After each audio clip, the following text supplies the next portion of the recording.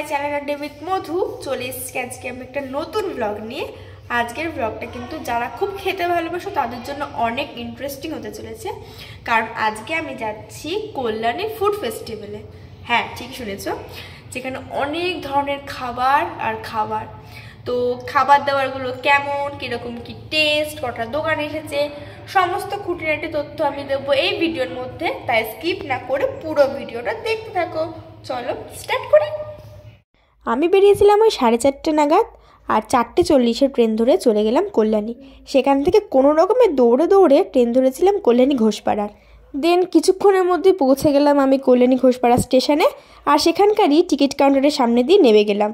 ওই same root ধরেই চলে যাবার পর বাঁ হাতে পড়বে বজরংবলীর মন্দির, আর তার একটু সামনে পড়বে ITI কলেজ। আর ফাইনালি আমি পৌঁছে গেলাম আজকের ডেস্টিনেশন কল্যাণী ভোজ উৎসব মেলায়। আমি তো ভেবেছিলাম এমনিই ঢুকতে দেবে, ও বাবা এখানে তো আবার দেখি টিকিট কাটতে হবে।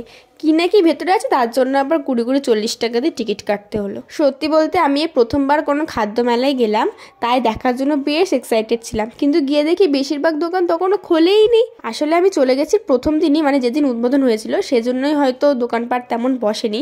ও ভেতরে ঢোকার পর আমি বুঝতে পারলাম যে কেন আমাদের থেকে টিকিটটা নেওয়া হয়েছিল।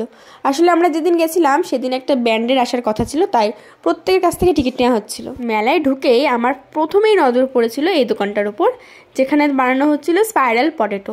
এটা আমি প্রথমবার ট্রাই করার জন্য গেছিলাম। এই দোকানটা আমি অনেক মেলাতেই দেখেছি, কিন্তু তেমনভাবে ট্রাই করা হয়ে ওঠেনি। তাই ভাবলাম যে চলো একবার খেয়ে দেখাই যাক নতুন একটা খাবার। মানে আমি তো কোনোদিনও খাইনি, আমার কাছে নতুনই লাগছিল। আর তারপর 50 টাকা দিয়ে আমি এই জিনিসটা নিয়েছিলাম। আমি খেতে এতটাই মগ্ন হয়ে গেছিলাম যে আমি প্রথমে দামটা জিজ্ঞাসা করিনি, পরে যখন নিলাম তখন বললো যে এটার দাম 50 টাকা। অন্য মেলাতে এটা 30 টাকায় বিক্রি হয়, সেখানে আমি এটা খেয়েছি 50 টাকা দিয়ে। একবার খালি ভাবো কতটা দাম বেশি। দেন পাশের স্টল থেকে নিয়ে নিয়েছিলাম একটা জলের বোতল। এখানে পাওয়া যাচ্ছিল ঘুগনি, পিৎজা, এসব জাতীয় খাবার। দেন তোমরা এটা দেখো, তোমরা হয়তো বুঝতে পারছো না, বলে দিই এনাদের আনা হয়েছে কোনো বৃদ্ধাশ্রম থেকে এখানে স্পেশাল গেস্ট হিসাবে। আসলে আজকে প্রোগ্রাম তো হবে, সাথে সাথে আজকে স্পেশাল গেস্ট কিন্তু এনারাও। এবার তোমাদের সাথে শেয়ার করি মেলায় কী কী দোকান বসেছিল। দেখলে একদম কোনার থেকে আচারের দোকান, দেন ওই স্পাইরাল পটেটো, তারপর ঘুগনি। তার ঠিক ডান পাশে বসেছিল পিঠের দোকান, যেখানে আমি পরে গেছিলাম। তার আগে এসেছিলাম আমি মিষ্টির দোকানটা, যেটা কলকাতা বিখ্যাত কেশি দাসের মিষ্টি। তার ঠিক পাশেই বসেছিল রোলা কোস্টা। সত্যি কথা বলতে ভাই বহুত দাম, সেই জন্য নিইনি। তুমি সামান্য জায়গা থেকে কিনবে, এর থেকে অনেক কম দামে পেয়ে যাবে। এরপরের স্টলটায় পাওয়া যাচ্ছিল লখনৌ স্টাইলের খাবার দাবার, যেটা কিন্তু দেখতে বেশ রাজকীয় লাগছিল।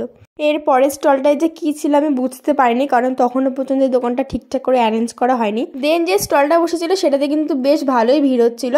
দামটা কিন্তু অনেকটাই বেশি, আগে থেকে বলে রাখি। এখানে তন্দুর, চাইনিজ, এছাড়া মোমোস, এই সমস্ত কিছু পাওয়া যাচ্ছিল। তারপরে দেখো প্রায় 5-6টা দোকানে কিছু তো বসেইনি, কারণ প্রথম দিন গেছিলাম হয়তো এই জন্যই। অ্যারেঞ্জ হচ্ছিল আস্তে আস্তে।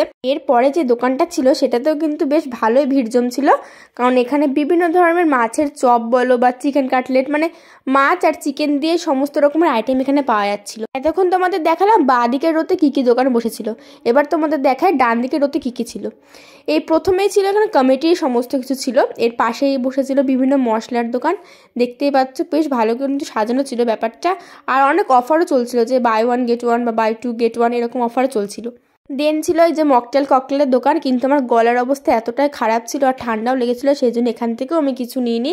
দোকানটাকে টাটা বাই বাই করে পরের দোকানে চলে যাই। এরপরের যে দোকানটা দেখতে পাচ্ছ সেটাতেও কিন্তু বিভিন্ন ফিশের আইটেম ছিল, যেটা এসছে গঙ্গাসাগর থেকে। আর এখানে পাওয়া যাচ্ছিল বিভিন্ন পিৎজা, বার্গার, কফি, এই টাইপের। এরপরে স্টলটা তো ভাই আমি কিছু কিনি না কিনি মনটা তো পুরো জিতে নিয়েছে। মানে দেখো একবার কি সুন্দর করে অ্যারেঞ্জ করেছে, কত রঙিন খাবার দাবার। মানে এটা ছিল একটা পানের স্টল, কিন্তু দেখতে এতটাই সুন্দর। এরপরের দোকানটায় পাওয়া যাচ্ছিল বাদাম, লটকা, নিমকি এসব। তারপরে এই আচারের দোকানটা তখনও পর্যন্ত বসেনি। দেন চলে গেলাম এই কৃষ্ণনগরের সরপুরিয়ার এই দোকানটাতে। আর কি আটকায় আমার, তোমরা তো জানোই আমি এই মিষ্টি টাইপের খাবার খেতে কতটা ভালোবাসি। ব্যাস এখান থেকে আমি নিয়ে নিয়েছিলাম একটা রসমালাই, যেটার দামটা কিন্তু অনেকটাই ছিল। মানে এটার কোয়ান্টিটি অনুযায়ী কিন্তু দামটা অনেকটা বেশি ছিল, যেটার দাম নিয়েছিল 50 টাকা। তবে এটা ঠিক যে খেতে কিন্তু দারুণ ছিল। এটা নিঃসন্দেহে বলা যায় যে আর 5টা সাধারণ দোকানের মতন কিন্তু এই রসমালাইটা খেতে ছিল না, এটা কিন্তু টোটালি আলাদা ছিল। তারপর ভাবছিলাম যে এই দোকানটা তো খালিই রয়েছে, এখানে একটা কোনো কিছুর স্টল ফল নিয়ে বসে পড়ি, কিছু তো লাভ হবে গাইজ, কিছু তো করি জীবনে। এরপরে স্টলটায় পাওয়া যাচ্ছিল জল ভরা সন্দেশ, কিন্তু দামটা এতটাই ছিল সাধারণ দোকানের মতন তো একদমই নয়, প্রচণ্ড বেশি দাম এখানে। তবে মিষ্টিগুলো দেখতে কিন্তু বেশ ভালো ছিল। আর আমি যেহেতু মোমো খাই না তাই পরের স্টলটা স্কিপ করে চলে গেলাম সামনেরটায়। এখানে পাওয়া যাচ্ছিল বিভিন্ন বার্গার, চিকেনের এই সমস্ত কিছু আইটেম। আমাদের বলা হয়েছিল যে যাই নি না কেন সেটাকে নাকি ওরা KFC স্টাইলের মতন করে বানিয়ে দেবে। তোমরা একবার দেখো কতটা কি বানিয়ে দিয়েছে এটা ভাই, মানে ওপর দিকে শুকনো লঙ্কা, জিরে গুঁড়ো না কি দিয়েছে, ফালতু ফালতু খেলাম। আর এখানে সার বলছিল যে 1 পিস টেস্ট করার জন্য ঠিক আছে, আর তার থেকে বেশি কিছু খাওয়া যাবে না। তারপর আসলে আমার পালা, যখন এটাকে আমি টেস্ট করছিলাম আমার রিয়াকশানটা একবার দেখো, আমার এখন দেখেই হাসি পাচ্ছে। মানে এতটা গরম ছিল আর এতটা বাজে খেতে, আমি ভাবছিলাম যে এতটা নিয়ে কী করলাম, 100 টাকা দিয়ে কী করতে এটা আমরা নিলাম। মানে এতটাই বাজে সিচুয়েশান পড়ে গেছিলাম যে না পাচ্ছি খেতে, না পাচ্ছি ফেলতে, আবার মুখ চোখের রিয়াকশান এমন দিতে হচ্ছিলো যে হ্যাঁ খুব ভালো হয়েছে, কারণ সামনে লোকটা জিজ্ঞাসা করছিলো যে কেমন লাগছে কি খেতে। পুরো ঠকে গেছি গাইস, তোমরা গেলে এখান থেকে কিছু খেও না, আমি সাজেস্ট করবো। দেন এসেছিলাম এখানে একটা মথুরা কেক খেতে, যেটার দাম নিয়েছিল মাত্র 10 টাকা। এগুলো তো গেলো বাম সাইড আর ডান সাইড, এছাড়াও কিন্তু মাঝে অনেক দোকান বসেছিল। এখানে সরপুরিয়া, কেক, আর এখানে কিন্তু হাতে বানানো চকলেট বসেছিল, যেটা বেশ বিক্রি হচ্ছিল আর দেখতে কিন্তু বেশ সুন্দর ছিল। দেখোই তোমরা কি সুন্দর সুন্দর ডিজাইনের, মানে আর কি সুন্দর প্যাকেট করে ওরা দিচ্ছিল। ইচ্ছা করছিল নিই, কিন্তু এখান থেকে আর কিছু নিইনি। উল্টো দিকে তাকিয়ে দেখি ও বাবা, এখানে তো বিরিয়ানি, মিষ্টি, আরও কত কিছু দোকান বসেছে। তো পুরো তুমি এলাহি ব্যাপার। মানে তোমাদের এই মেলাটা যদি বসে আর বাজারে তো কেনাকাটাই হবে না, এখান থেকেই সবাই কিনে শেষ করে ফেলবে।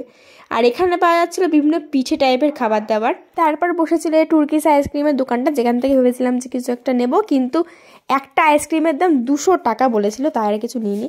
তারপর গেছিলাম এখানে একটু পোজ মেরে ফটো তুলতে, কিন্তু এত বাজে লাগছিলো যে নেমে চলে এসেছি। আর তোমাদের প্রথমেই বললাম যে এখানে ভাপা পিঠে খেতে গেছিলাম, কিন্তু ছিল না বলে বলেছিল যে পরে আসতে। দেন পরে যখন গেলাম ফালতু ফালতু 30 টাকা দিয়ে এই ভ্যাপসা একটা ভাপা পিঠে আমরা খেয়েছিলাম। তারপর বাড়ির জন্য ভাবলাম যে কটা বাদাম ফাদাম নিয়ে যাওয়া যাক, সেই জন্য এসেছিলাম এখানে। আর এখানে তো এসে ভাই পুরো ঠকে গেছি, মানে দাম এক বলছে আর নেওয়ার সময় আর একটা দাম বলছে। ভাগ্যিস আশেপাশে আরও কয়েকজন ছিল, সেই জন্য ঠিকঠাক দাম নিয়েছিল। এদের তো কথার কোনো দামই নেই। ও তোমাদের জানিয়ে রাখি, এই ভোজ উৎসবটা কিন্তু চলবে 21 তারিখ অবধি, মানে 21শে জানুয়ারি অবধি। তারপরে কিন্তু এটা উঠে যাবে, তার আগে সবাই যাওয়ার চেষ্টা করো। তো অনেক খাওয়া দাওয়া হলো, তারপর আমি চলে এসেছিলাম বাড়ি। আর আসার সময় তো সেম আমি দৌড়ে দৌড়ে এসে ট্রেন ধরেছিলাম। তো ফাইনালি গাইজ আমি বাড়ি ফিরে এসেছি। আজকের ব্লগটা আমি এখানেই শেষ করলাম।